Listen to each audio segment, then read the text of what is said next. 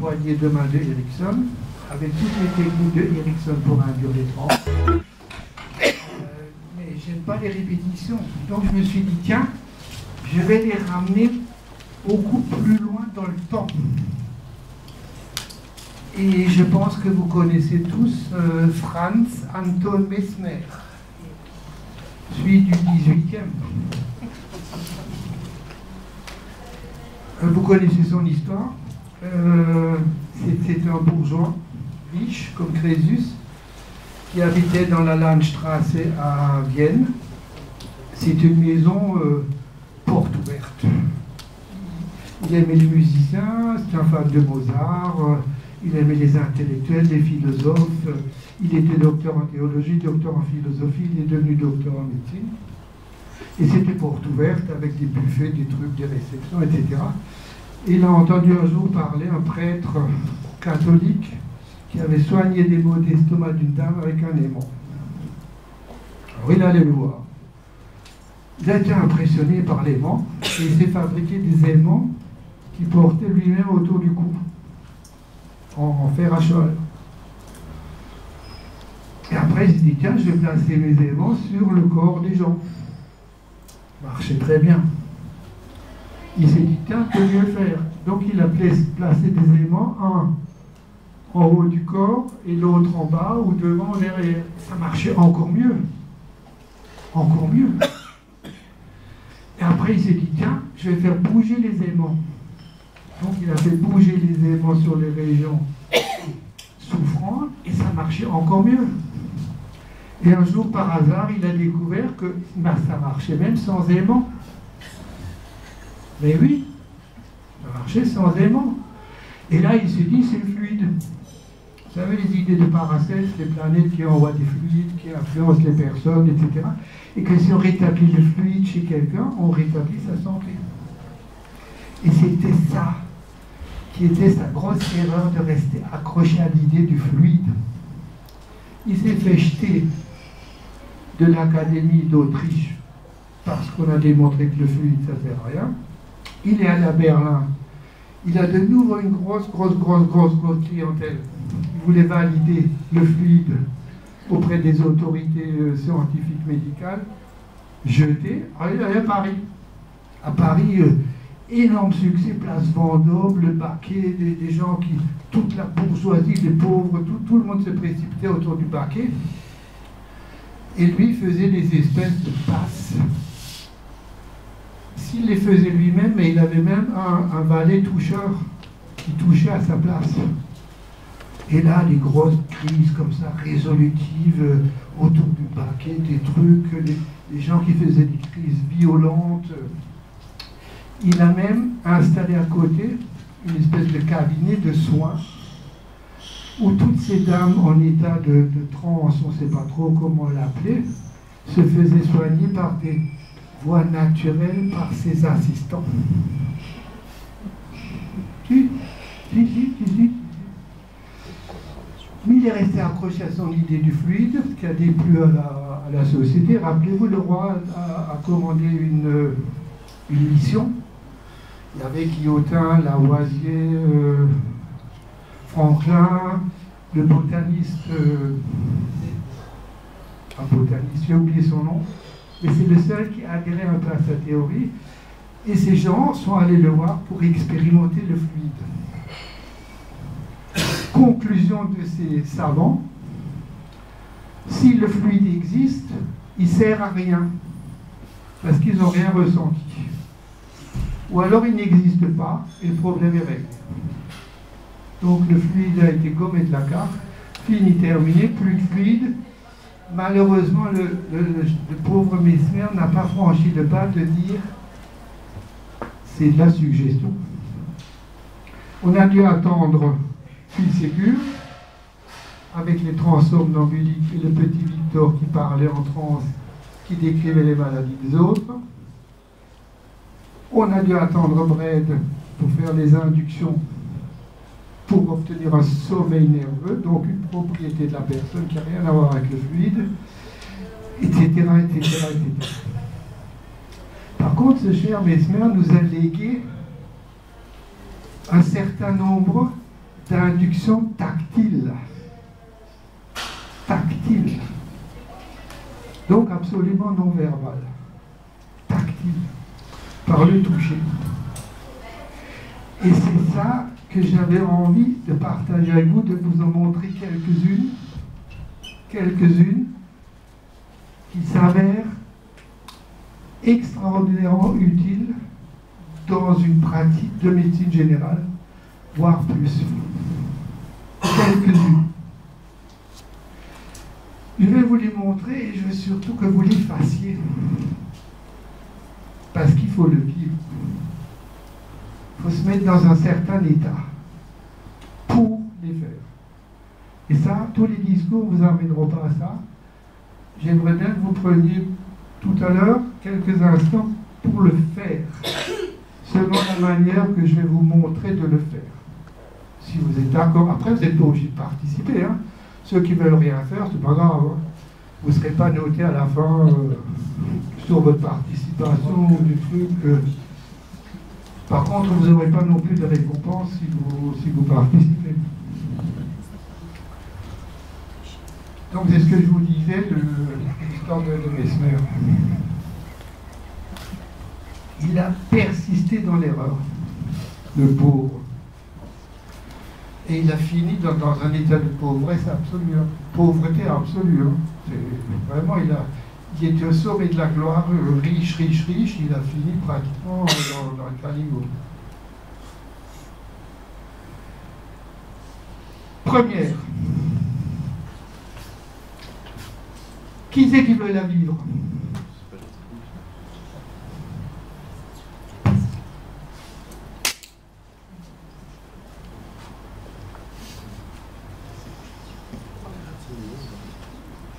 On se connaît. Est-ce que tu vas bien? Oui. Très bien? Très très bien. J'en suis ravi. Est-ce que tu veux faire l'expérience maintenant? Quand tu veux. Maintenant ou plus tard? Un peu plus tard. Un peu plus tard. Parce que je sais que tu as un très très bon sujet pour de l'hypnose. Donc tu vas t'installer là ou là. Choisis la chaise qui te semble la plus hypnotique possible. Après, je vous explique.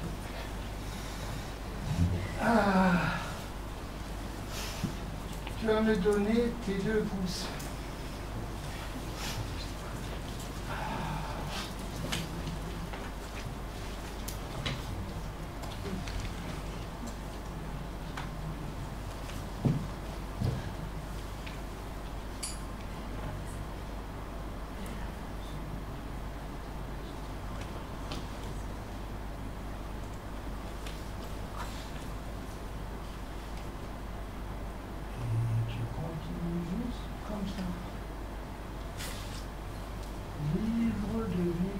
L'expérience d'hypnose que tu souhaites vivre tout à fait librement. Voilà.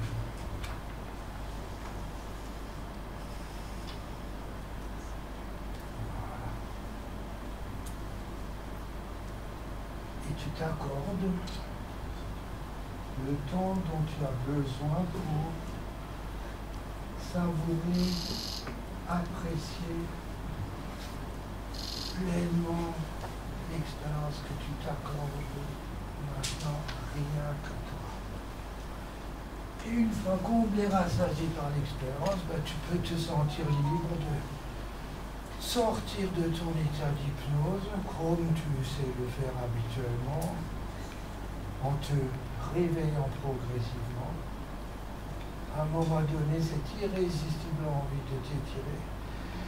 Et tu peux alors te réveiller complètement reposé, détendu et plein de tonus et de vitalité à la fois maintenant.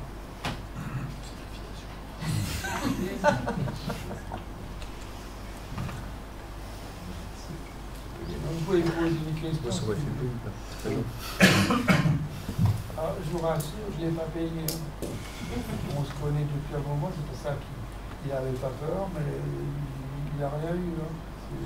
C'était qui se passe avec n'importe quel patient.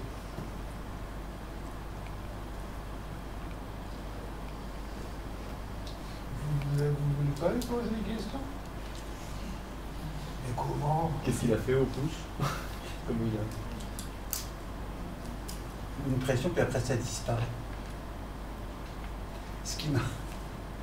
C'est qu'il y a un moment, je savais qu'il était parti, mais j'avais encore la pression de son genou sur mon genou, comme si la pression était restée.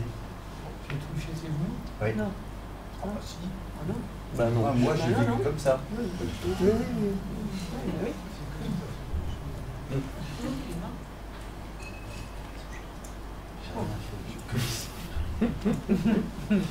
Moi, j'ai très bien pu voir le sujet, excusez-moi, je ne connais pas maintenant, à fermer les yeux tout de suite ou pas?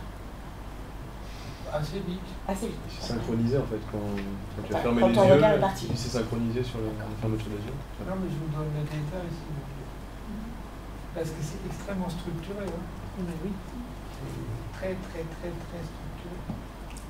Mais si vous voulez lui poser des questions, je ne sais pas qu'elle l'a fait ou maintenant, sinon après je vous explique.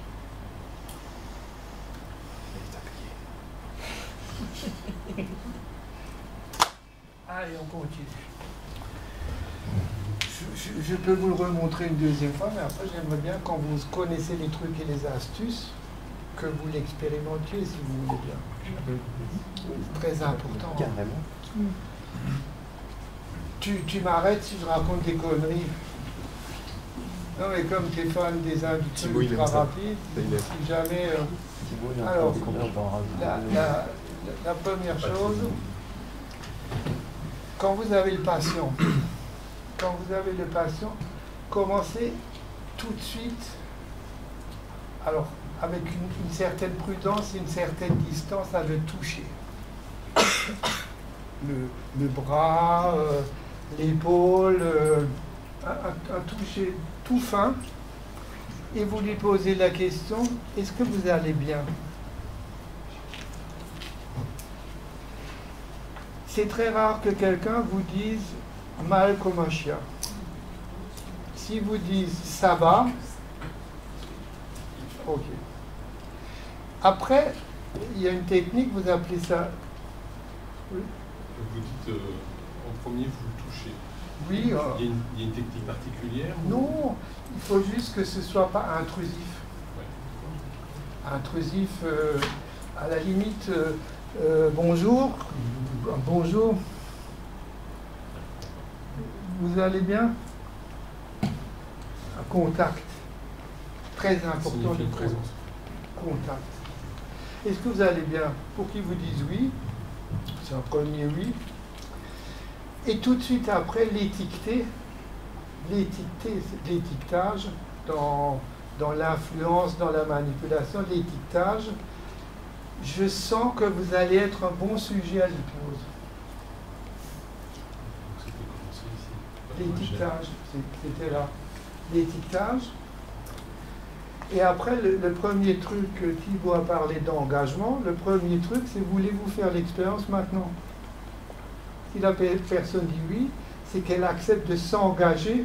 Elle fait le premier geste vers un engagement de ce qui va suivre.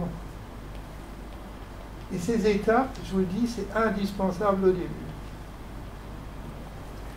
Et après, comme je suis toujours un peu faux cul, je demande toujours à la personne de choisir la chaise qui lui semble être la plus hypnotique pour lui.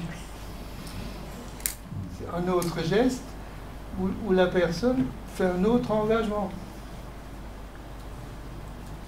Une fois que la personne est installée, vous vous dites, est-ce que je peux prendre vos 2 pouces?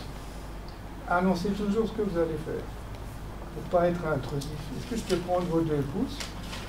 Et là, vous appuyez à la racine des pouces.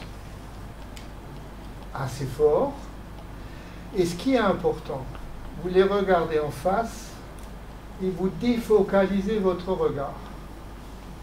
C'est-à-dire, vous ne regardez plus dans les yeux, vous regardez comme la Joconde, légèrement à droite, comme si vous regardiez à travers eux. C'est la défocalisation du regard qui est hypnogène. Non? Quand vous avez ça, eh bien, vous l'accompagnez non verbalement. Et vous fermez les yeux avec ce que j'appelle quand j'étais jeune, mes parents avaient derrière dans la voiture un chien qui n'arrêtait pas de faire ça. Moi, j'appelle ça le oui du toutou. Et puis vous faites ça, et puis vous baissez les yeux, et en même temps vous baissez les bras. Vous soufflez un peu. Et vous avez très vite les signes cliniques d'une entrée dans l'état d'hypnose. Clinique. Et là, la suggestion, continuez juste comme ça. C'est très libre, continuez juste comme ça. Et sentez-vous toujours libre, toujours la liberté d'aller aussi loin que vous le souhaitez dans votre état d'hypnose. Libre, la liberté. Qu'ils aient la liberté de le faire ou pas. S'ils choisissent la liberté de le faire, ils vont le faire. Ils ne vont pas contester. Après, vous posez les mains, vous lâchez les mains, vous dites voilà, vous continuez juste comme ça. Mais ce n'est que l'induction. Maintenant, arrive le travail thérapeutique. Maintenant, il faut travailler ce pourquoi ils sont venus. En fonction de votre pratique. Là, maintenant, vous pouvez travailler ce pourquoi ils sont venus. Mais vous avez fait une induction que je considère comme très soft, pas intrusive et très rapide. Juste au niveau de la pression, c'est une pression légère ou on va appuyer quand même et après... Je vais te montrer. Non mais pour dire comment vous pouvez l'utiliser en cas d'urgence. Tu veux bien te lever? Oh là là. Non mais pour lui montrer la pression, mais pour vous dire comment vous pouvez l'utiliser en cas d'urgence. Parce que là, on a plus. C'est un acteur, hein. On est des acteurs. Qui a parlé d'acteurs? C'était toi ou... Thibaut. Alors, vous êtes appelé en urgence, vous avez une attaque de panique. Une attaque de panique, une vraie. Donnez-moi vos mains, très bien, très bien, très bien, regardez-moi, comptez après moi, mais comptez strictement comme je vous le dis de faire. 3, 5, 9, 11, 14, 12. Non, vous vous êtes trompé. 2, 7, 5, 11, 8, 30, 40. Non, vous vous êtes trompé. Et vous répétez une série de chiffres complètement farfelus. Vous lui demandez de répéter, il ne peut pas répondre, mais il va être confus et vous allez tellement brouiller son cerveau que l'attaque de panique cesse en 30 secondes. 30 secondes. La pression, c'était ça, hein. C'est juste, voilà.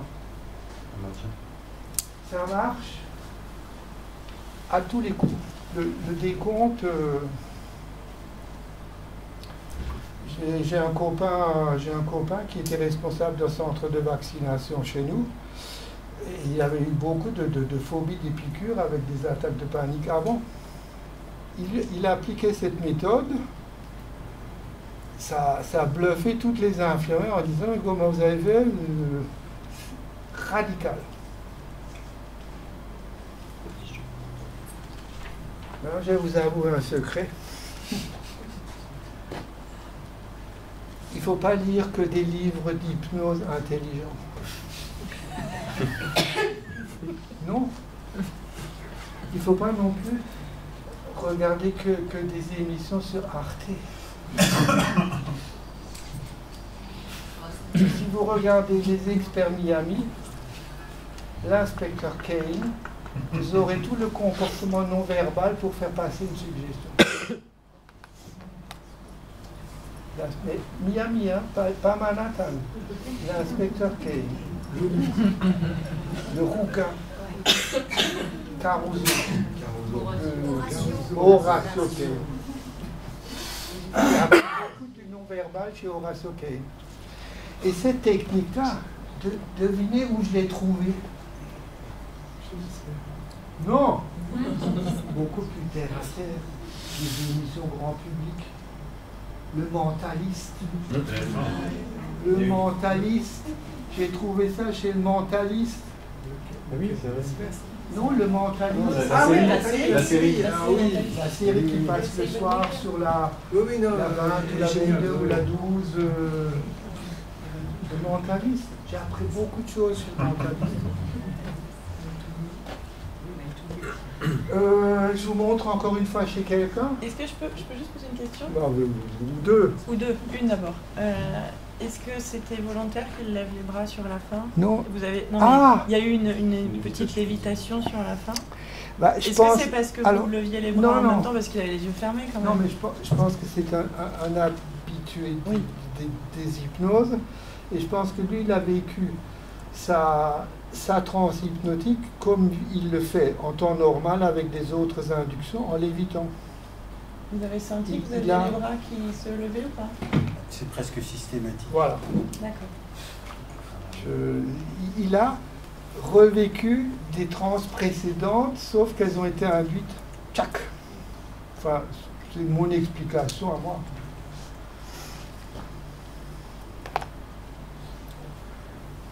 Qui veut l'expérimenter encore une fois avant que vous passiez à l'attaque?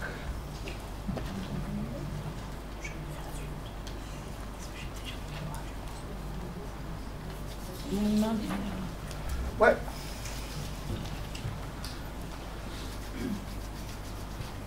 Je me crains. Armel, je ne sais pas si tu connais. Non. Jamais vu lui? Jamais. Jamais aux Si, mais je ne vous ai jamais vu. mais ça vous plaît? Complètement. Vous n'avez pas encore vu grand-chose de ce qui se passe. Non. Si. Je veux dire un truc, quand on vient une fois, on devient addict. Je pense que quelque part, vous êtes déjà un peu... Vous voulez faire l'expérience là-bas? Allez. Choisissez la chaise qui vous convient le mieux, peu importe. Ah, tout le monde choisit la même. Elle doit en pouvoir cette chaise. Bon. Je peux prendre vos deux mains, vos pouces? Très bien.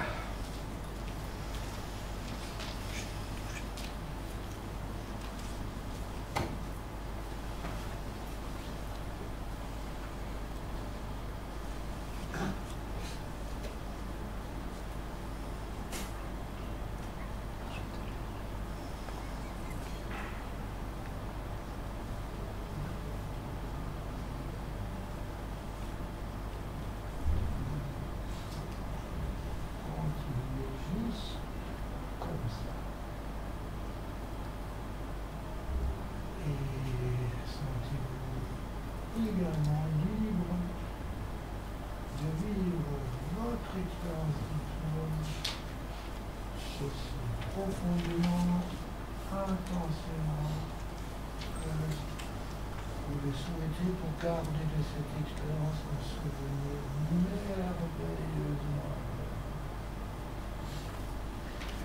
Et comme notre ami, accordez-nous tout le temps dont vous avez envie pour savourer, apprécier toutes ces bonnes sensations qui vous viennent de cette expérience. Prenez ça comme un vrai apprentissage pour vous. Et quand ce sera le bon moment, quand tout sera en place pour que vous puissiez appliquer cet apprentissage maintenant dans votre pratique quotidienne, sentez-vous alors libre de sortir de votre état d'hypnose, de vous réveiller complètement reposé, détendu et plein de tonus et de vitalité, avec une irrésistible envie de l'appliquer dès que possible. Une petite suggestion post-hypnotique fait jamais de mal. Vous avez un truc pour les bouffées de chaleur? Non, mais lui. Je recherche. Non, lui. Alors lui, tout à l'heure, il m'a dit un truc.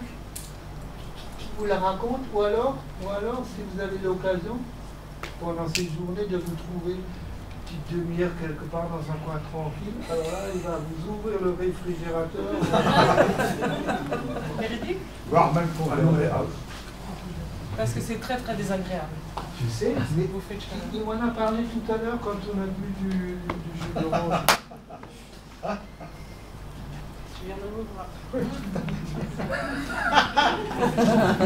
Tu ne la feras pas deux fois. Hein. Je ne fais pas passer. Tu te rends compte la quantité de femmes qui doivent avoir des bouffées de chaleur en ce moment. Je fais passer tout le podium à dépendre la main du bouffée de chaleur. C'est gentil, hein. On va le relais après. Ce serait bien quand même que de parler. Oui, enfin, voilà. Sinon, si vous ne l'avez pas, ça ne marche pas. Après, je vous donne les autres, mais on ne sera plus forcément obligé de pratiquer tout. Vous fermez les yeux lors de l'induction. Oui. Quand la personne commence à les faire. Je suis. D'accord. Je me synchronise. Donc vous sentez que l'induction est lancée chez le patient Oui. avant de fermer les yeux ou vous le ressentez Il y a deux options. dans les informations que vous avez dans les mains? Soit je vois que le clignement du paupière se ralentit, c'est déjà un signe d'aller en transe. Quand le clignotement se fait comme ça, je ferme les miens pour dire fais comme ça. Si la personne les ferme spontanément à cause de la défocalisation de mon regard, alors c'est bon. La défocalisation. Apprenez à ne pas regarder la personne en face, mais comme la Joconde légèrement du côté droit, derrière, le mur derrière. Ça, alors c'est ça qui est et c'est pour ça que la Joconde elle fascine. Le côté droit du sujet, Oui, là. du passé. Moi je regarderai là. D'accord, merci. Pourquoi j'en sais Au-dessus, ça marche aussi. Hein? Gauche ça marche aussi. Peut-être parce que je suis droitier. Non, ça marche aussi.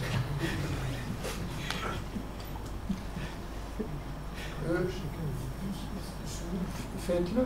Entraînez-vous. Si vous n'avez pas envie, ne le faites pas. Si vous avez envie, faites-le. Je pense que c'est très important. Ouais. Mais faites-le assez vite.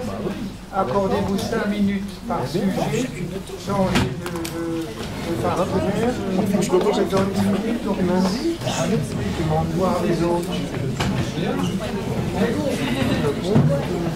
Ah. Voyons.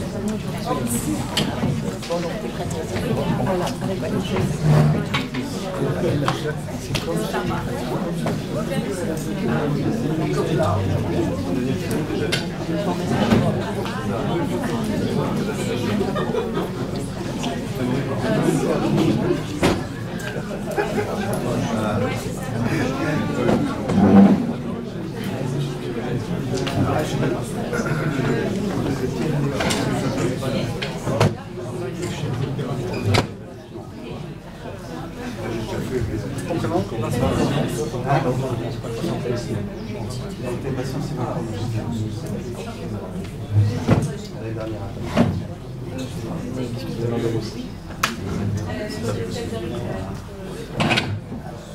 Tu te rappelles de moi?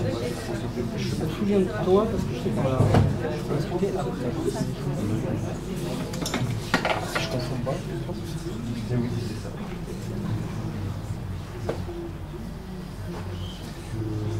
Je te laisse faire. Je te laisse commencer.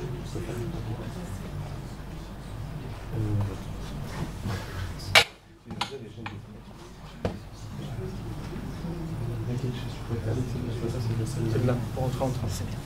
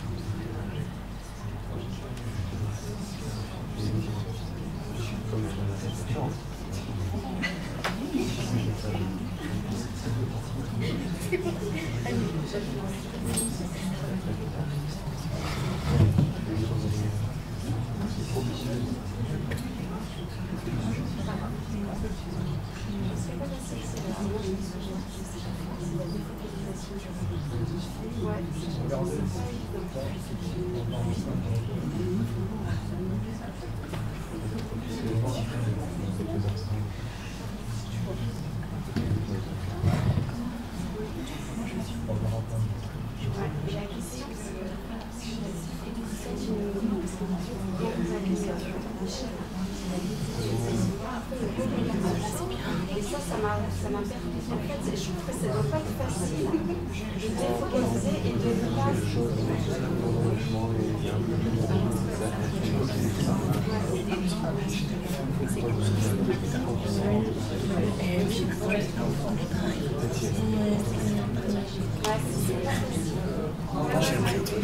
C'est pas facile, moi je pense que c'est les cœurs qui sont... C'est un exercice. Je l'ai fait.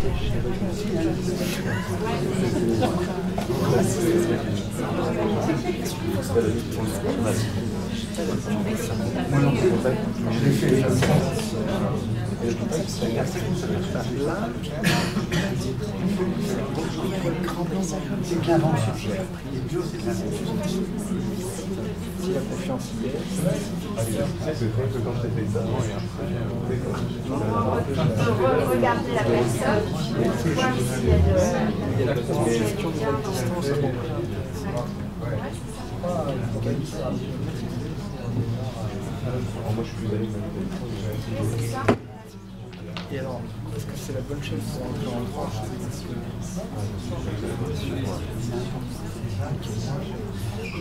C'est pas de faire cette expérience. Ça va rentrer en tranche. Bien installé comme ça. La première chose à faire pour rentrer en tranche quantique, c'est s'installer. Est-ce que je peux t'emprunter des coups?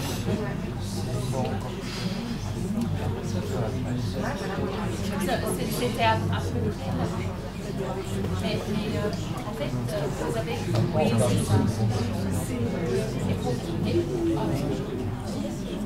C'est l'autre chose que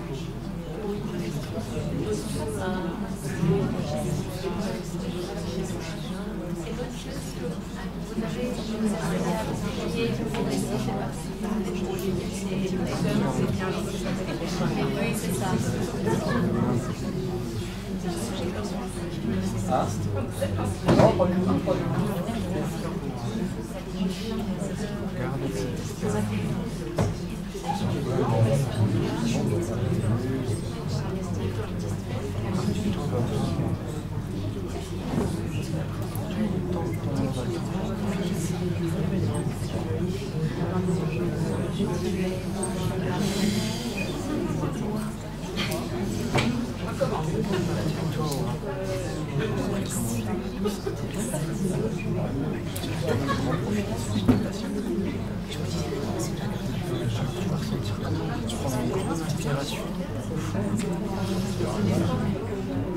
Peut-être si elle va venir ici maintenant.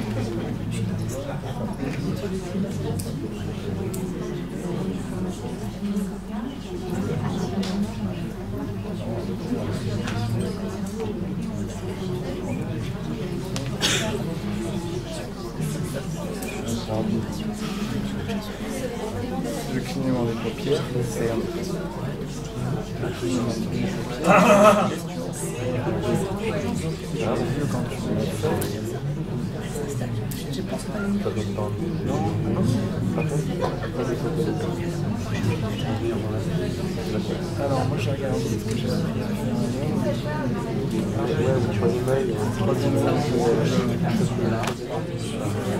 Jamais on a l'impression que ça regarde dans les yeux. mais rarement. C'est pas vraiment dans les yeux. Moi j'essaye d'aller à la bien confortable même que c'est dur. Regardez, moi je mais il rajoute plus ça. La succession non verbale,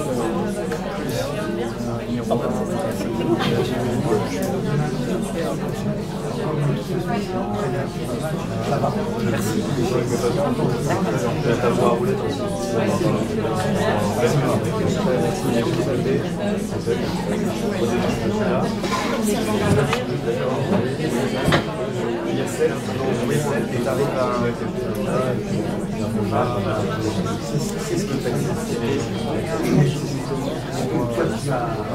C'est le bus conversationnel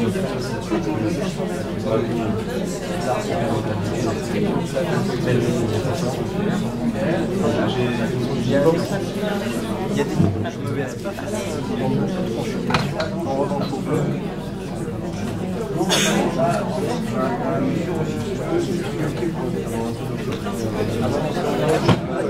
la veille au soir, c'est comme ça qui ont passé les nages aussi. Par exemple, dans la chambre, là, c'est l'accompagnement.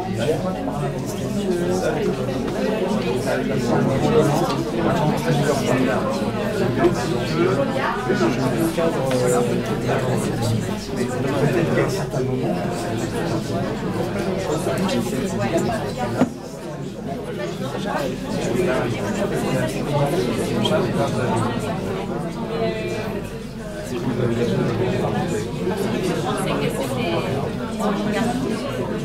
ça serait bien.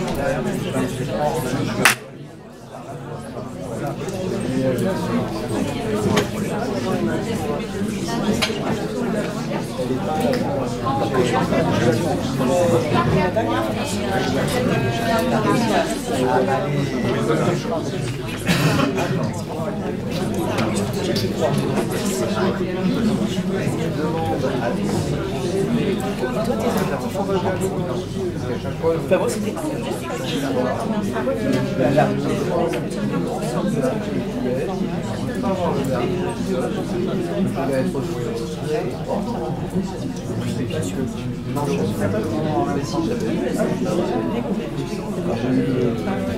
Là, il y a Minac qui est retour.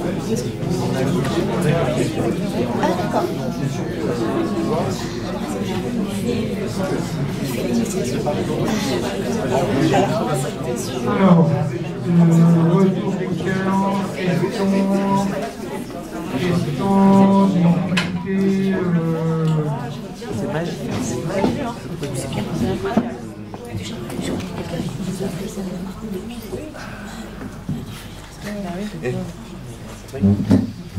Au congrès de Luxembourg, Marco, ils m'ont tendu un piège. En 10 minutes, qu'est-ce que c'est comme bon hypnothérapeute? Un bon hypnothérapeute. J'ai pris le dictionnaire, j'ai trouvé des trucs. Et la phrase qui m'a marqué, c'est qui procure du plaisir. Non mais je m'entends. Il faut que l'expérience que vous induisez soit plaisante. Et j'ai dit à Marco, écoute, ce matin en me levant, j'ai fumé un cigare. Il était très bon parce qu'il m'a procuré du plaisir. Donc je me suis dit, on va faire avec l'hypnose comme moi avec mes cigares. Je ne sais pas pourquoi je raconte ça. Est-ce qu'il y a des remarques ou des questions? Oui. Je me demandais si c'est quelque chose qu'on peut utiliser en auto-hypnose à nos patients, si en leur demandant un point d'ancrage, on peut commencer par une pression pour leur donner un point de démarrage. Je vous donne ma définition de l'auto-hypnose, mais sous contrôle de Thibaut. L'auto-hypnose, c'est quoi? C'est une hypnose qu'on s'administre soi, tout seul. Seulement, vous ne pouvez pas vous administrer quelque chose que vous n'avez pas vécu.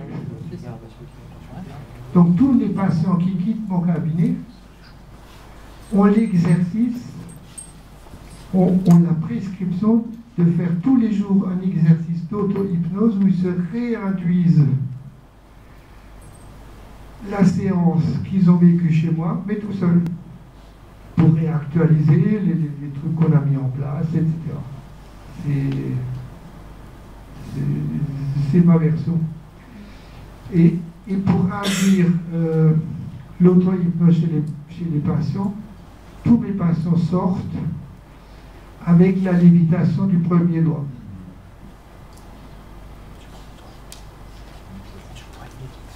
La lévitation du premier doigt est pour moi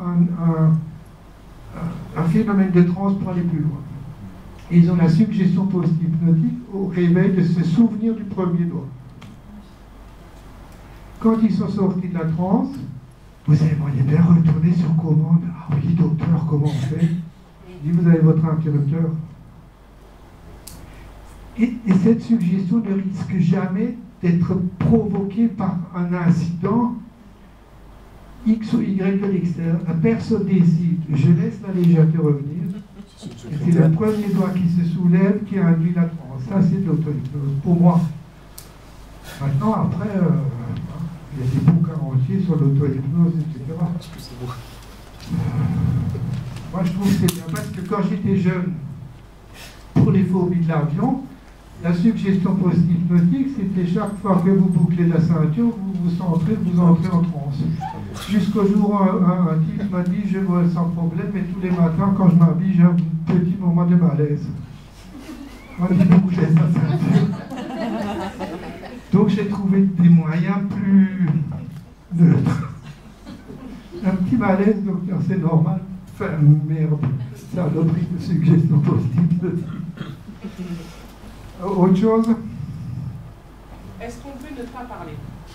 Oui. Oui. Est-ce que ça rentre dans le cadre des inductions non verbales? Mais je vous ai montré Erickson, la poignée de main. On l'a décortiqué et ces techniques. Je me suis dit, tiens, et si j'allais un peu plus loin dans le temps? Il nous a quand même livré des trucs, le père Mesmer. Hein. En ne crachant pas dans la soupe. Et surtout, ne scions pas la branche sur laquelle nous sommes assis. Nous sommes quand même des héritiers des magnétiseurs. Ne l'oublions pas. Ça, j'ai noté. Mais ça, c'est l'expérience que... C'est en le faisant que vous allez avoir cette détermination. Je le veux. Je le veux. C'est ce que Erickson disait à sa fille ou à je ne sais pas qui. Papa, pourquoi les gens font tout ce que tu leur demandes de faire? Parce que je le veux. Ça, c'est l'expérience qui vous le donne. La conviction d'y arriver, c'est aussi l'expérience. Le regarder, focaliser, ça s'apprend. Hein, quelques-uns ont demandé. Et le prestige de l'opérateur. Ça, mais ça, plus vous avez de prestige, mieux c'est. Quand les gens viennent chez moi pour s'arrêter de fumer, on leur a déjà dit 50 fois, vas-y, il est génial.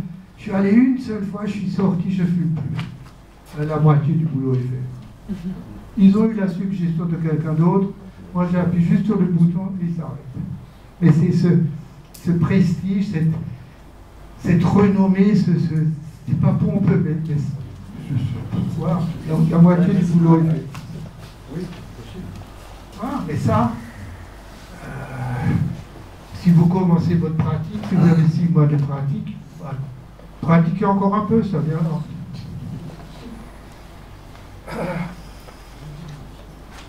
Alors ça, c'est une autre. Ça, c'est une autre. Très très simple. Également à faire.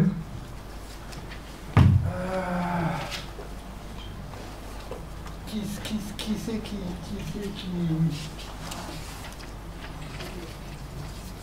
fait bien fait, hein. Je ne vous demanderai pas de toutes les refaire, mais je vous montre vite à quoi ça correspond.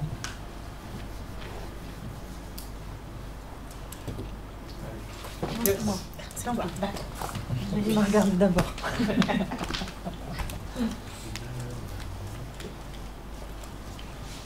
Oui, il faut enclencher. Non, j'ai envie de changer. Vous avez raison.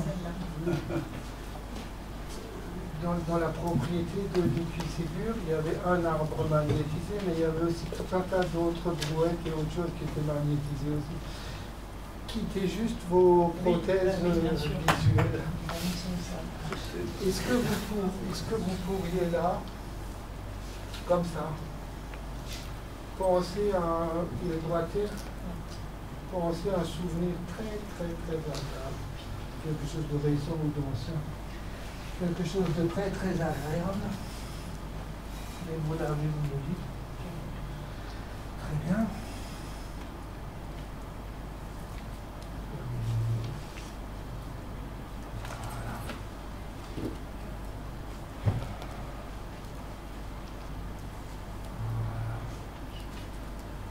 Retournez dans ce souvenir. Vivez-le. Ce que vous voyez, ce que vous entendez, les sons qui font partie, les odeurs peut-être, les saveurs qui font partie de ce bon souvenir. Et autorisez-vous quelques instants à plonger dans ce bon souvenir.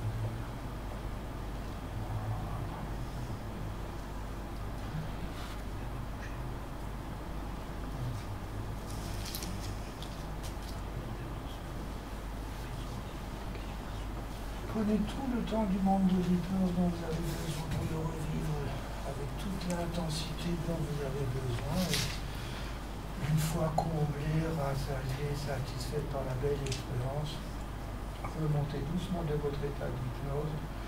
Revenez tranquillement parmi nous, comme après une bonne sieste. Ouais, bien mérité en se redressant et en s'étirant. Ah!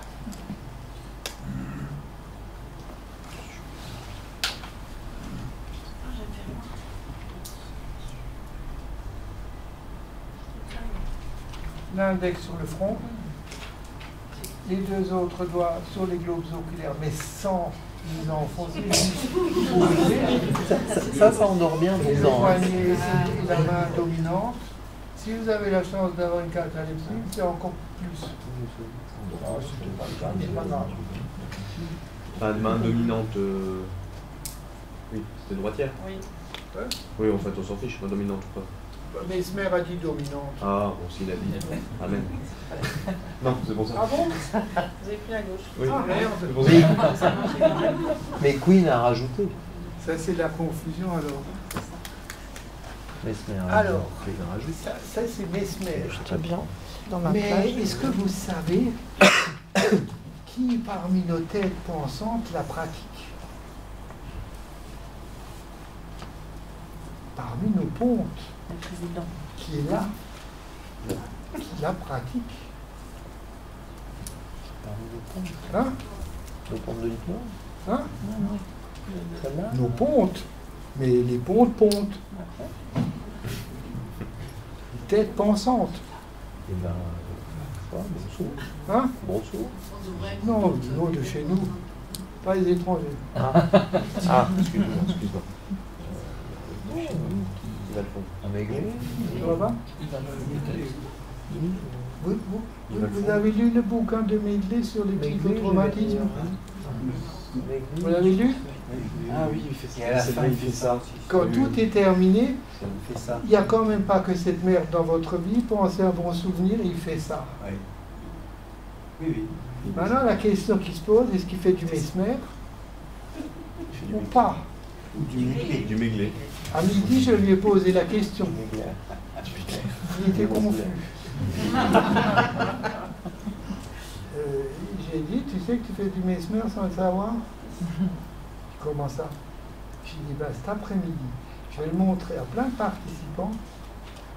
Tu n'auras qu'à trouver les participants du groupe qui étaient chez moi et tu leur poses la question. Moi, je ne te dirai pas pourquoi. Petit fumier que je suis.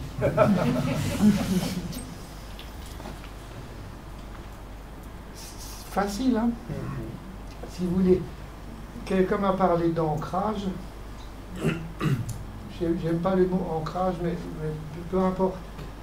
C'est trop PNL et puis je suis d'hypnose. Mais Mais vous pouvez toujours demander à notre ami qu'est-ce que ça lui a fait, pourquoi elle est partie si vite. J'ai rien fait, j'ai rien dit. J'étais dans mon safe place, j'y suis allée tout de suite.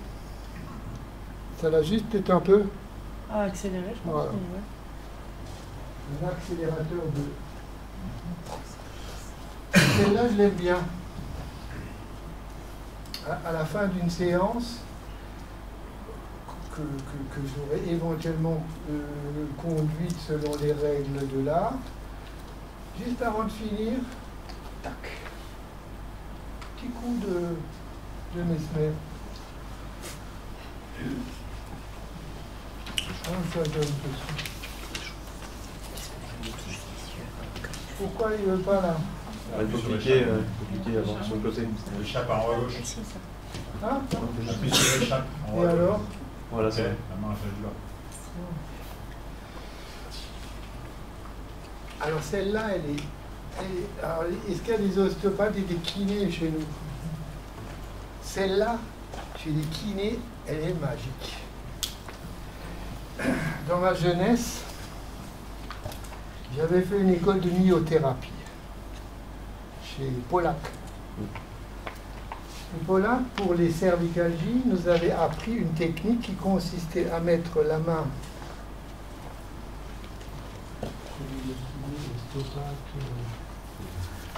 Non, mais Polak nous avait appris à mettre une main là, l'index à la lisière des cheveux, de poser l'autre main sur le front à la lisière des cheveux et de mettre en hyperextension. Et il fallait maintenir cette position-là pendant 3 minutes. Sans rien dire, ou dire, peu importe. Et j'ai constaté que la moitié de mes patients dormaient. Enfin, à l'époque, je pensais qu'ils dormaient. Et ça m'a évité en disant, mais quelle bande de nazes. Moi, je me crève de popotin à leur faire des trucs et ils viennent pour faire leur sieste. Bande de nazes. Je faisais de l'hypnose sans le savoir. Donc celle-là, quand vous travaillez sur... Vous faites ça, vous induisez une transe, et les suggestions que vous allez leur donner de confort, de détente, de bien-être, de relâchement, vont être amplifiées, bonifiées. Ça marche encore mieux allongé. Ah, là, ça marche mieux allongé. Effectivement. Mais vous, ils sont dans cette position. Nous, pas toujours. Oui. Nous, pas toujours. Mais ça peut servir à un rhumato, ça peut servir à un généraliste qui fait un examen clinique, vous posez la main, vous faites juste ça, c'est parti aussi. En 2 minutes. Et là, vous classez vos suggestions.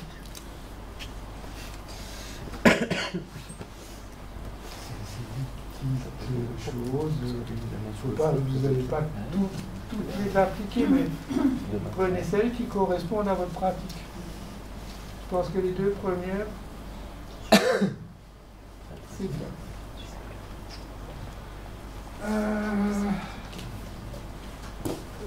Si vous avez des questions, hein,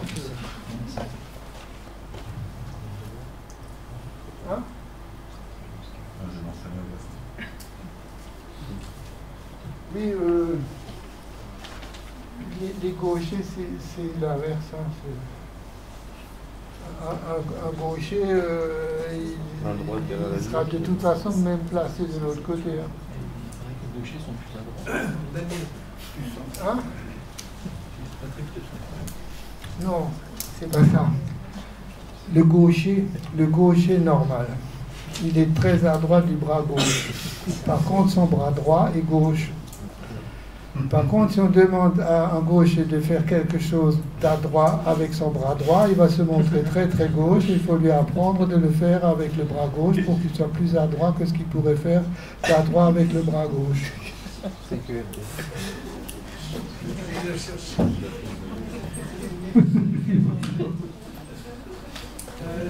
J'avais une question. Quand tu mets la main à la lisière devant sur le front. Posée sur le front. Alors tu la poses sur le front, mais pas devant les yeux. Non, posée sur le front, mais l'index le plus haut possible pour ne pas couvrir le visage. Voilà. Et derrière, à la racine des cheveux, pour pas la poser sur la région cervicale.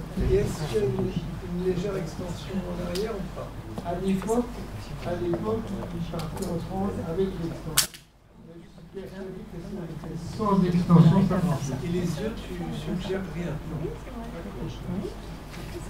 J'ai induit l'état.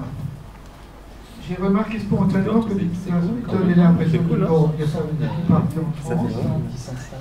Et là, je balançais mon discours. Moi, j'ai toujours beaucoup papoté pendant mes séances.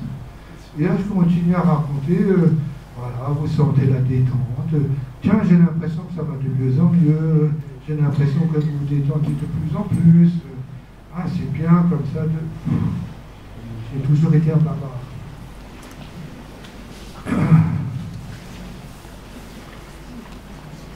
Allongé, oui. Les autres, plutôt ou semi-assis ou dans les fauteuils.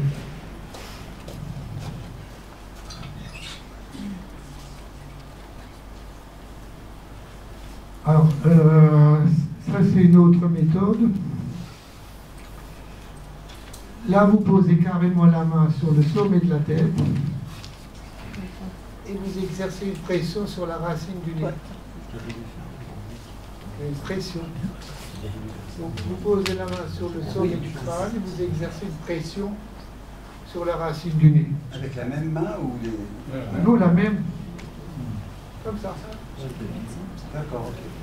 Mais pression sur le sommet, pression sur le nez.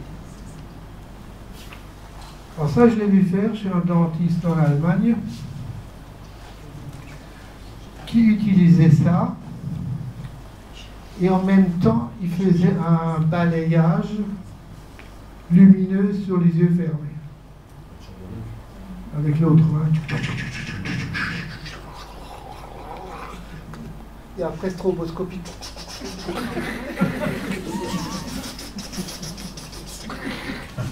Ça rappelle des souvenirs. Et il obtenait des états de détente qui pouvaient arracher des dents à des handicapés,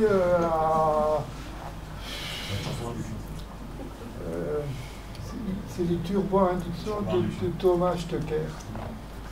Si un jour ça vous intéresse, on peut organiser un truc comme ça. J'ai les vidéos de Thomas qui m'a gentiment confié.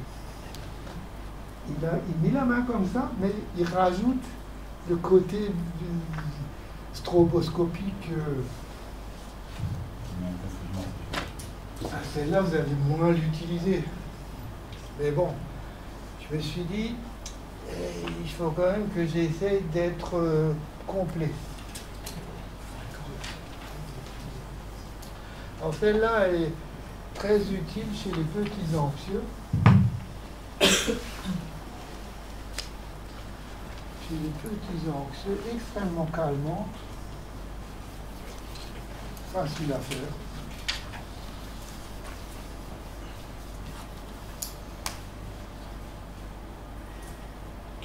Qui se sent un peu anxieux? Oui, je sais que tout le monde va dire pas moi, pas moi, pas moi. Un peu anxieuse? Ah bon? Ah non, clinique, vous ça.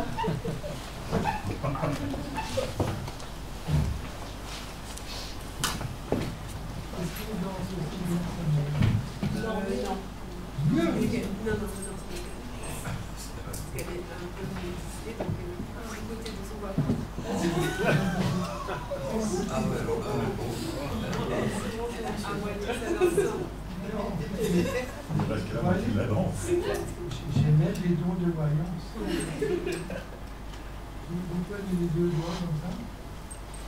Vous posez là, au-dessus.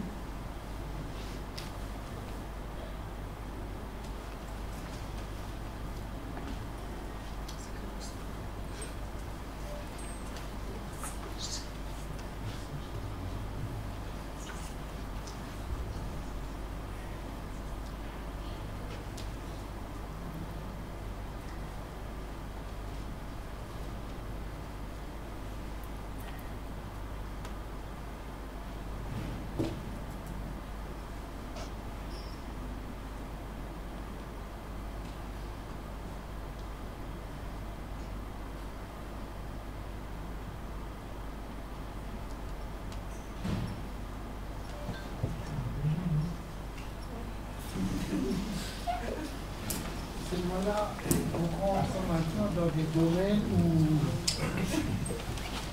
si vous utilisez ça,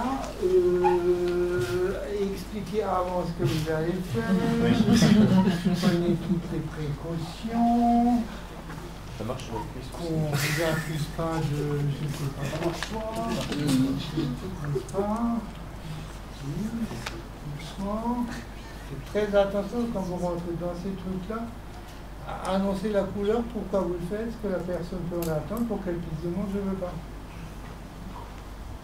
Là, on commence à rentrer dans une... C'est peut-être un peu osé, mais une sorte de sensualité. Donc, faut...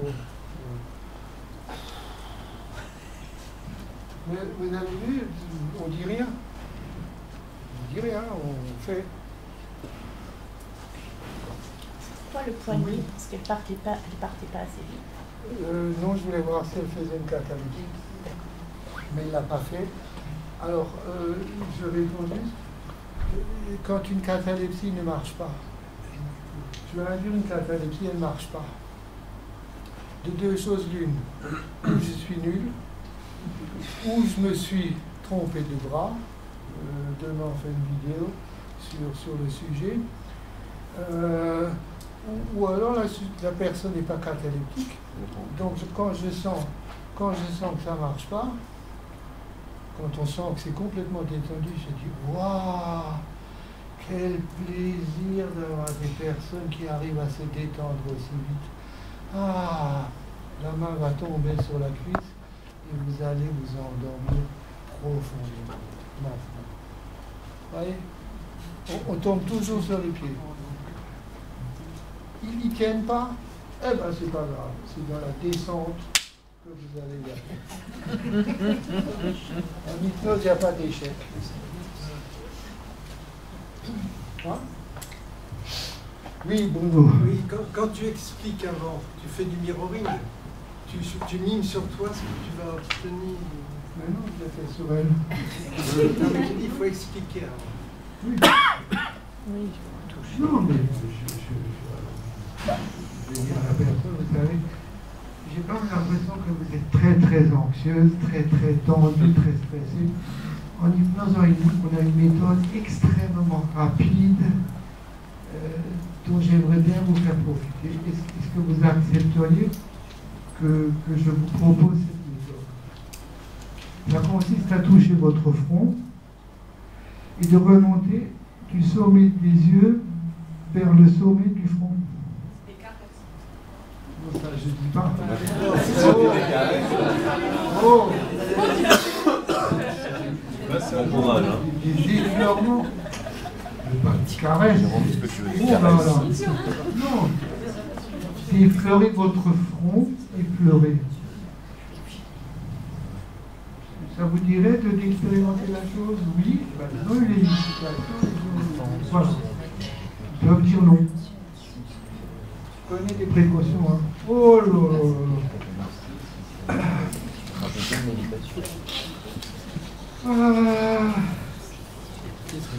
Lévitation cataleptique. Permanente en hypnotique. Non, c'est des variantes d'autres qu'on a déjà fait. Là, en l'occurrence, vous posez la main, une de vos deux mains sur le front, et vous mettez les deux yeux sur les globes oculaires. Mais pas comme ça, comme tout à l'heure, mais dans l'autre sens. Et vous posez l'autre main sur la région épigastrique, dans les troubles fonctionnels digestifs. Ça induit la transe. Et une fois que vous voyez qu'il ferme les yeux et qu'il part, vous pouvez placer vos suggestions thérapeutiques comme après une induction classique. Dans ce que vous faites d'habitude pour un trouble fonctionnel intestinal, une constipation.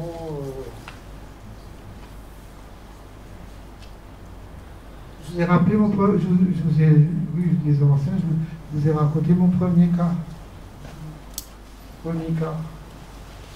J'ai fait 4 années chez Maigret, à Téhéran. Je suis sorti de là-bas, je savais tout et j'avais l'impression que je savais rien faire. Donc pendant les 2 premières années, je n'ai fait que de la thérapie brève, surtout provocatrice. J'adorais ça. Et un jour arrive un rendez-vous un soir à 17h, une jeune femme, hypnose. Premier cas, hein. Jamais fait avant. Et là arrive une jeune femme, vingtaine d'années. Qu'est-ce qui vous amène? Je suis coiffeuse. Je lui dis, c'est pas une maladie. Elle me dit, mais je suis debout toute la journée, j'ai les jambes lourdes. J'ai vu que vous faites de l'hypnose, est-ce que l'hypnose peut m'aider? Je lui dis, oh, c'est compliqué l'hypnose. Il y a le daflon, non, ça ne marche pas, ça me fait mal au ventre. Il y a le ginkor, non, ça ne marche pas. Les spirituels, non, ça me donne des boutons. Il y a la mamélisse, en granulé. Ah non, des homéopathes, j'en ai vu 3.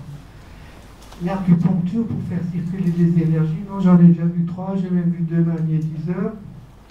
Vous savez, un vieux remède, la jouance de la Vésouve. Ma maman m'en a fait boire des litres. Je veux de l'hypnose. Qu'est-ce que je fais? Miguel ne nous a pas appris l'insuffisance véno-lymphatique de la jeune femme. Ouf! Je me suis dit, allez, vas-y. J'ai fait une belle petite induction, j'ai insisté sur la lévitation, je l'ai mis dans la légèreté, avec l'intuition de mettre une suggestion positive, qu'à partir de maintenant, tous les matins, quand elle pose les pieds par terre, cette même légèreté la gagne du bas dans tout le corps. En me disant, ça ne marchera jamais. Débarrassé, je peux vous dire, après 1h30, j'étais cassé. Hein. Elle n'est pas revenue, je me suis dit, tant mieux. Oh, tant mieux. Et 3 mois après, la même rendez-vous. Et là, je me suis dit, Élodie, je vais te préparer une séance veineuse. Waouh! J'ai repris tous mes notes de cours. Les suggestions directes, les suggestions indirectes, les composés, les négatifs paradoxales, les trucs, les métaphores sur la circulation, le truc, le machin, les inductions, surtout la légèreté. J'ai rempli 4 pages à 4 recto verso d'un texte. Élodie arrive, ouais, j'étais tout content, j'étais fier de moi, tous les premiers items, je les avais. Élodie arrive, j'ai dit, mademoiselle Élodie, on va faire une de ces séances pour vos jambes, ça va être extraordinaire. Et je dis, docteur, mes jambes vont bien. Ah bon? Depuis que je vous ai vu, je ne sais pas pourquoi, tous les matins quand je me lève, j'ai comme une vague de légèreté qui me gagne. Mais qu'est-ce qui vous amène aujourd'hui? Ça a tellement bien marché sur mes jambes, je me suis dit peut-être que vous pouvez faire quelque chose pour ma constipation chronique. Miguel ne nous a pas appris la constipation chronique chez la jeune femme de 20 ans pour faire ce surplus. J'aurais pu l'étrangler. Mais ça m'a amené à réfléchir. Et c'est un jour, ici, que j'ai entendu un Belge parler de la phénoménologie de la transe. J'ai compris un truc. Quand quelqu'un vient me voir actuellement, en 5 minutes, les 5 premières minutes, je traduis la plainte en phénomène de transe. Qu'est-ce que dans la plainte ressort comme phénomène de transe? Si je capte ça, j'ai tout de suite la solution en leur faisant vivre en transe le phénomène opposé, l'antidote. Et avec l'auto-hypnose, il s'administre l'antidote. Ou alors, quand c'est plus dans d'autres systèmes, je leur apprends à contrôler le phénomène. Oui. Donc pour la constipation, tu ferais une lévitation pour que ça se fasse tout seul, ou une distorsion temporelle pour que ce qui est long devienne court. La constipation, la plainte, ce serait quoi? C'est souvent spasmodique, et ça n'avance plus. Eh ben, j'ai utilisé la même chose que pour les jambes, en levant le spasme par la lévitation, et avec la lévitation, la mettre dans la circulation, mais pas du tout veineuse, mais... Oui, la métaphore du fleuve, des trucs comme ça. Et donc depuis, vous pouvez venir à ce que vous voulez, je traduis la plainte, et boum, j'agis. Docteur, est-ce que vous soignez, on en a parlé de nous, docteur, est-ce que vous soignez des maladies de Gilles de la Tourette? C'est quoi ça? Vous connaissez pas la maladie? Non. C'est quoi? Qu'est-ce qui a fait dire au neurologue que vous avez une maladie de Gilles de la Tourette? Ben, j'ai des mouvements involontaires, j'ai des tics, et puis parfois j'ai dit ah! C'est quoi comme plainte? C'est quoi dans la phénoménologie de la transe? Mais beaucoup plus terre à terre. Ce sont des mouvements involontaires incontrôlés. Donc, le remède, c'est la catalepsie. Voilà. Vous leur mettez une belle catalepsie. Vous leur apprenez à vivre une catalepsie confortable avec une suggestion positive de la reproduire et la diffuser dans toutes les régions du corps qui en ont besoin, et s'administre leur myo-relaxant tout seul. Daniel, oui. Les Gilles de la Tourette, il n'y en a pas beaucoup, mais des jambes sans repos. Oui, on parlait des trucs plus cons. Les gens qui sont étiquetés jambes sans repos la nuit, catalepsie. Non seulement avec la catalepsie, si c'est douloureux, avec l'engourdissement, vous neutralisez la douleur, vous neutralisez le mouvement, et le soir, ils font leur exercice d'auto-hypnose qu'ils en mettent dans la nuit. Vous voyez? Phénomène de transe, si vous les avez tous appris, théoriquement, pratiquement, etc., vous prenez plus la tête, ça, et c'est réglé. Dans le tremblement parkinsonien, tu le fais de temps en temps? Alors ça dépend. On parlait aussi avec Bruno. Il y a des Parkinson qui sont tremblants et d'autres qui sont figés. Les tremblants, plutôt catalepsie, les figés, plutôt lévitation. Ou alors, et parfois, il faut un mix des deux, mais très, très doux. Il ne faut pas les basculer dans quelque chose qui leur pose déjà problème. Allez, on avance. Mais c'est quoi ça maintenant?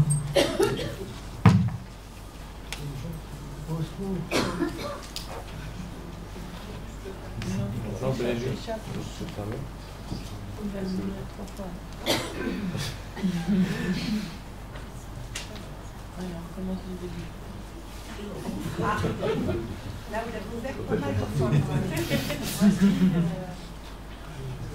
Faire une catalepsie. Alors. Donc, main sur le front, épigastre, trouble fonctionnel intestinaux. D'accord? Une petite dernière de mes sœurs, mais ne le faites peut-être pas. Sauf toi, tu as peut-être le droit de le faire. Dis-moi. D'accord. Dans les troubles gynécologiques, etc., c'est pas là, mais sur la symphyse pubienne. Et Mesmer, il va même jusqu'à dire il faut des massages circulaires. Je ne fais pas. Je ne fais pas. Même pas en présence du mari, je ne fais pas. Mais Mesmer nous l'a donné. Est-ce qu'on sait au niveau de l'histoire comment Mesmer est arrivé à ces inductions tactiles? Ou est-ce que c'est fortuitement qu'il a mis ça en place? Je me pose la question si c'est le cas, parce que lui, il s'est attaché aux populations et resté sur ça. Oui, mais regardez, il avait comme la notion d'aimant à un moment donné. Il est parti sur les aimants. Il plaçait des aimants à des endroits différents pour faire circuler le fluide. Regardez, beaucoup de ces postures sont symétriques et le bras dominant, etc. Oui, par exemple, là je me pose la question, c'est l'induction des 2 pouces. Est-ce qu'il en a quelqu'un qui a fait les 2 index? Ça marchera pareil. Ça marchait mais aussi. ça va marcher pas mal. Essayez. Tu l'appropries comme tu veux. Essayez. Parce que je pense que c'est un concept de toucher, mais le geste en lui-même, est-ce qu'il est important? Moi, je pense que c'est bien pensé qu'un flux qui passe. Moi, je ne pense pas du tout que je fais passer ici au Sénat, je ne pense pas du tout. Mais par contre, ça, c'est mon testing, mon autorité, ma conviction. Mais c'est pas un flux. Et c'est pas non plus un don. Ça s'apprend. C'est pas un don. C'est la pratique. Voilà. Le problème, c'est le genre de truc qui n'est pas enseigné. Ça, en éducation périnnéale, là, ça peut être bien. Hein? Sur un service public, en éducation périnnéale, ça peut être bien. Parce que là, c'est légitime. Ouais. Toi, tu peux toucher la symphyse pubienne avec tes mouvements circulaires. Daniel, Patrick Jérôme, on essaie ça ce soir. On va essayer. Ah non, tu dois y aller. Ah non. Je pisse. Moi, je vais essayer. Alors encore moins dans le monde ambiant actuel où la moindre femme se sent agressée et tout ce que tu veux. Ah non, non, je vais faire. C'est pas ça à côté. Non, quand il y a des trucs qui me viennent, c'est autre chose. Sans toucher. Sans toucher. Je sais. Hein? Tu l'as vu le film? Tu l'as pas vu? Il y a un film là-dessus. Déjà un procès qui est sorti il y a quelques années. Oh my god. Peut-être. Si on fait la conclusion, simple, rapide, tactile, efficace, à la portée de tout le monde. Pour le toucher au niveau de la symphyse, Bruno Dubos, le psychiatre qui est spécialiste des anorexies, quand il avait fait l'atelier, avait expliqué que à un certain moment, il posait la main effectivement et sur les genoux. Pour expliquer, pour faire comprendre qu'ils étaient insensibles, hein, parce que dans l'anorexie, il y a tout un problème d'anesthésie. J'ai entendu c'est le seul psy qui touche. Oui, mais un psychanalyste entend ça, il tombe en syncope. Hein. Moi, je suis très prudent. Ça me parle dessus. Par contre, on est d'accord, c'est que de l'induction. Oui, mais oui. L'induction est à l'hypnose ce que l'anesthésie est à la chirurgie. Ça permet au chirurgien d'opérer. Mais l'anesthésie seule ne place pas une prothèse totale de hanche, n'enlève pas un côlon et n'enlève pas une thyroïde. C'est le moyen qui permet au chirurgien d'opérer. L'induction nous permet d'obtenir un état d'hypnose qui permet de placer notre travail thérapeutique, nos suggestions, nos métaphores et nos phénomènes de transe opposés.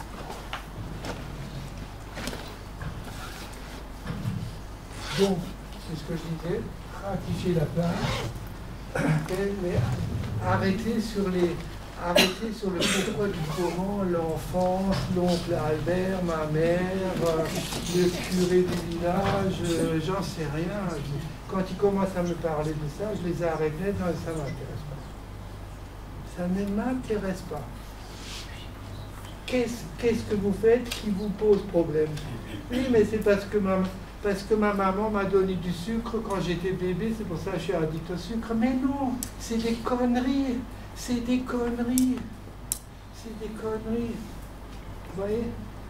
L'addiction au sucre, on déprogramme. Basta. Et rien à foutre de la maman et du sucre. Moi, je suis généraliste. Hein? Mal au dos, je ne me pose pas de question si la belle-mère l'a fait chier pendant tout le week-end, etc. Il y a mal au dos. En bon généraliste, je prescrirais du Doliprane. Hein. Et je ne fais pas tout de suite une IRM, un scanner, et une ponction lombaire, et une infiltration. J'ai une petite tête de généraliste. Quand ça ne marche pas, on peut aller plus loin. Pour une addiction au sucre, tout de suite aller dans l'enfance, le touche pipi, les trucs. Mais vous n'êtes pas sorti de l'auberge, vous n'êtes pas sorti de l'auberge, vous en avez pour des mois. Et en plus, il faut les enfoncer parce qu'après, ils sont sûrs qu'il y a eu quelque chose. Sûrs. La plainte, les objectifs. Qu'est-ce qui vous ferait dire en sortant d'ici que vous allez mieux?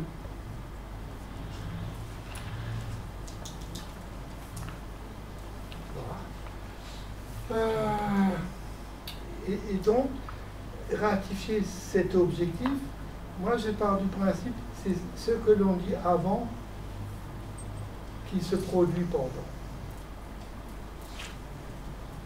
Et avant de toucher, annoncer ce que vous allez faire, n'y allez pas comme ça, annoncez toujours, demandez presque l'autorisation pour être tranquille. Et après, les gens font. Je ne sais pas qui j'ai raconté l'auteur. Quand on raconte des histoires comme ça, on dit c'est dingue. J'ai eu en consultation une bonne sœur, une sœur de couvent. Hein. La sœur, alors blindée, les chaussettes en laine, je ne sais pas jusqu'où, la robe, la croix, tout le tintouin. Hein.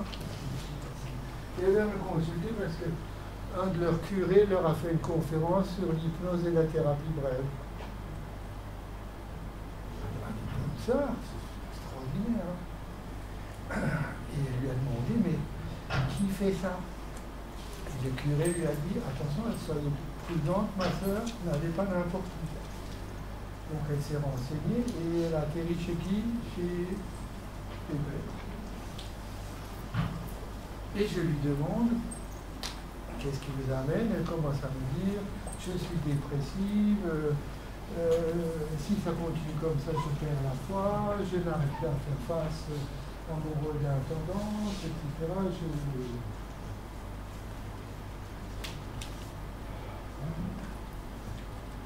Ah mais si, c'est une bonne sœur. Hein.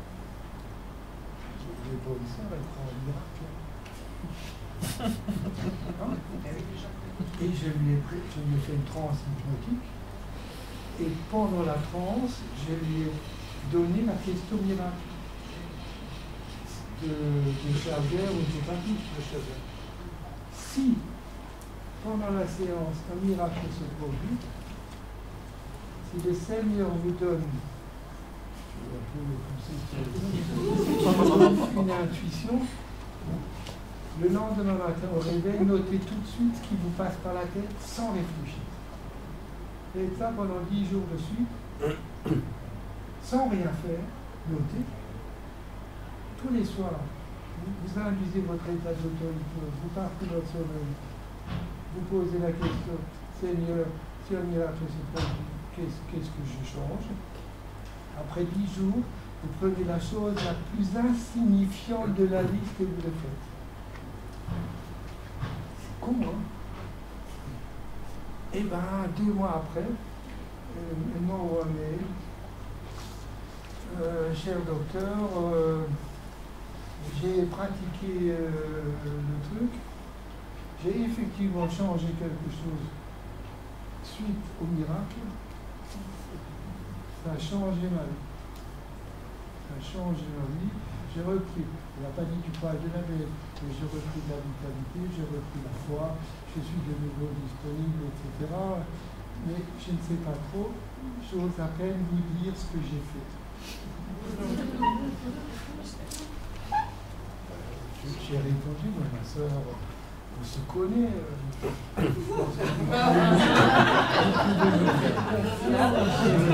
sais garder les bon. Et ça, c'est très gênant parce que tous les matins, je me brosse les dents. Je me brosse les dents. Vous allez me dire, mais je brosse les dents. Mais ça a changé sa vie. C'est un miracle. Oui, mais c'est quand même dingue ce qu'on peut obtenir avec une petite séance et la questionnement mais donnée en France. Je ne peux pas raconter ça à n'importe qui. Ils vont t'en faire dans le couvent. Vous avez encore 2 minutes pour des questions, je crois. Si question, il y a Mesmer a laissé des ouvrages, des écrits.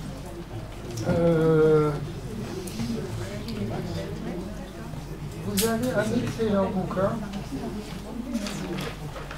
qui résume toutes les inductions non verbales, ericksoniennes et mesmériennes. Ça s'appelle Rencontre hypnotique. Par qui? Par un certain docteur Daniel Puy. Rencontre hypnotique, comme rencontre hypnotique. Ben voilà. J'ai tout un chapitre sur les inductions non verbales. C'est le dernier chapitre. La dépression, tu connais ça? Si, mais pas les dépressions mélancoliques, pré-suicidaires, complètement abrutées par les psychiatres, etc. Mais un état comme la bonne ça, un état dépressif comme ça, tu as un truc relationnel entre collègues, entre trucs, oui. Pas des machines psychiatriques, généralistes. Alors la question va être différente. Est-ce que l'hypnose peut les améliorer? On voit qu'ils sont connus avec des listes de médicaments. Oui, mais là c'est difficile.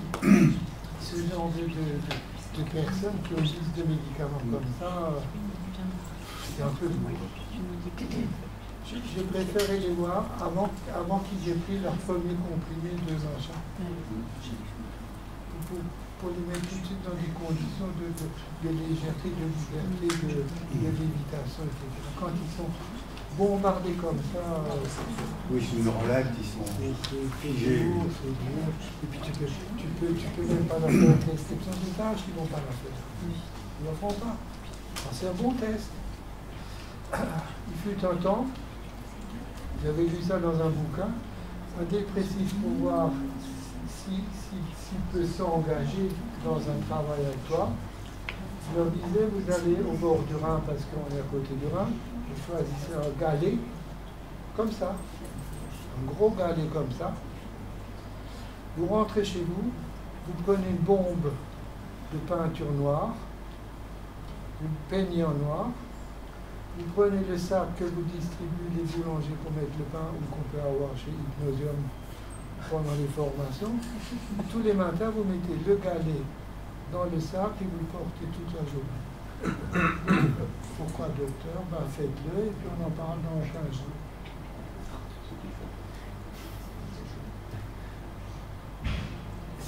C'est que le soir, quand tu poses ton poids, que tu sens une forme de légèreté. Ceux qui le font, je suis prêt à aller plus loin avec eux. Ceux qui me disent je ne l'ai pas fait, ben, je dis vous ne l'avez pas fait, je fais alors. Ou alors vous le faites pendant 3 semaines. Maintenant vous savez. Ah non, c'est. Ben, tant pis, écoutez. Merci d'être venu, mais ça, si vous ne faites pas ce que je vous demande de faire, je ne fais rien. Là, je suis.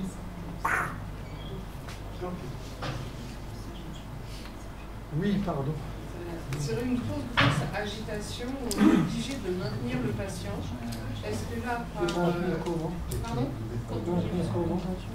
Un patient psychiatrique aux urgences qui va être maintenu dans sa crise d'agitation les plus simples. En le faisant... Oui, mais en le faisant compter quand même.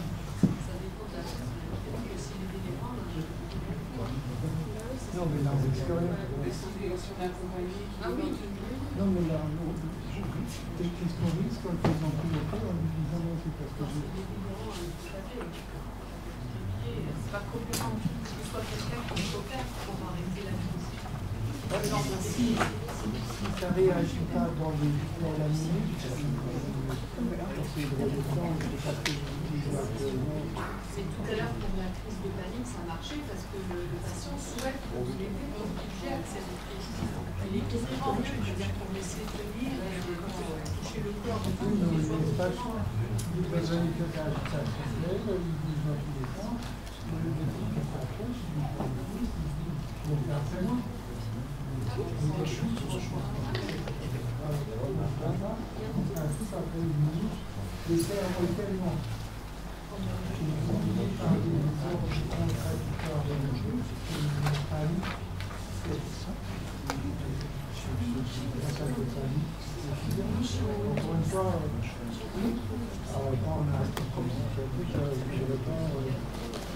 Mais bon, on a posé la question, on leur fait une minute après, ils sont calmes.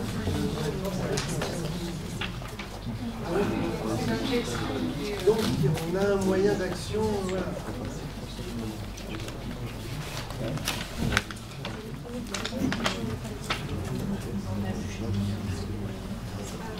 Non, plus de questions. Si, pardon, tu as déjà essayé de faire cette technique-là sur des gens qui n'ont aucune idée de ce qu'est l'hypnose, en gériatrie, tout ça? Alors, en gériatrie, oui. Mais comme ça, dans la rue, ou sans préparation, non. C'est quand même violent. Mais il y a quelques années, j'ai fait une formation sur 9 jours dans un EHPAD pour les initier à toutes les techniques chez les malentendants, les sourds, etc. Et on avait fait une ou deux techniques de ce matin, de cet après-midi, le matin de la formation. On était à table, on mangeait, et à un moment donné, je voyais l'animatrice comme si elle avait un ressort dans le... Elle se lève et elle sort. Et tout le monde dit, mais où elle va? Je ne sais pas. Elle n'a pas pris son dessert, non, mais où elle va? Ben, on ne sait pas. Parti. On a terminé notre repas, ils ont rangé la table, on est allé dans la salle de cours à 2 heures, et elle arrive avec une mamie en fauteuil roulant qui pleure à chaudes larmes. Pleure. Merci, merci, merci à vous tous. Merci de ce que vous avez fait. Merci, je ne sais plus comment elle s'appelait, Catherine. Merci. Ah, si vous saviez. Et elle pleurait, elle pleurait. Ah, merci, merci, merci. J'ai pris l'ascenseur 3 fois. J'ai pris l'ascenseur toute seule 3 fois. Mais vous vous rendez compte, ça fait des mois que je descends plus du 2e étage. Je prends les repas dans ma chambre, j'ai plus de contact, je fais plus d'activité, j'ai pris l'ascenseur 3 fois. Merci à tous, merci, merci, merci. Après, j'ai dit, mais qu'est-ce que tu lui as fait? Elle m'a dit, mais ton truc? Je ne sais plus, non, je crois que c'était le truc sur les yeux, un machin. Elle a dit, je l'ai mise devant l'ascenseur. Je l'ai mise devant l'ascenseur, j'ai posé les mains, j'ai dit, et maintenant, vous vous apaisez, vous vous calmez, vous vous apaisez, vous vous calmez, vous vous apaisez. L'induction plus les suggestions.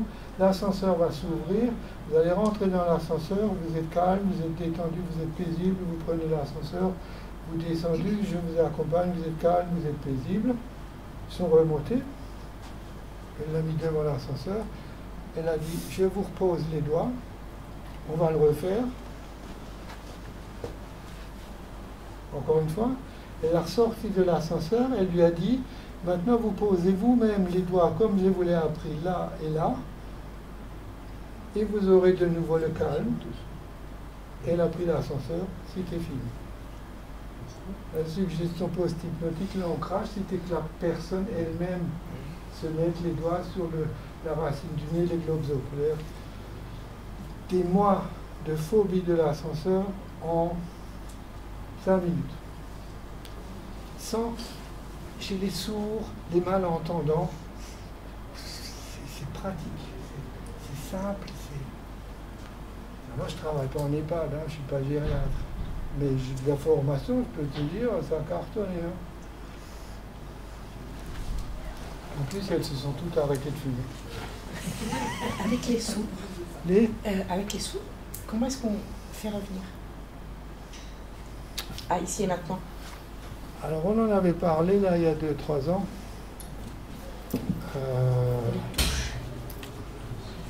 On les fait s'étirer. dans le bouquin, il y a le script de Erickson qui a fait sortir quelqu'un de la transe. Mais je crois qu'il lui avait montré un truc avec la montre.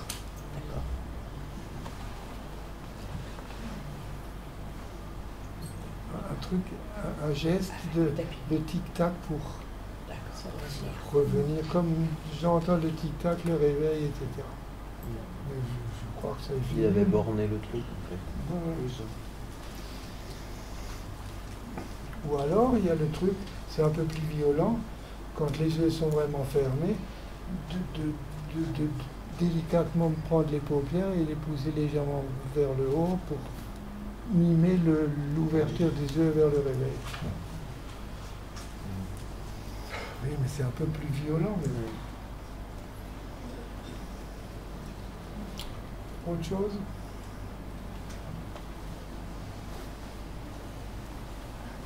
Bon, bah... Bravo. Passe une bonne soirée.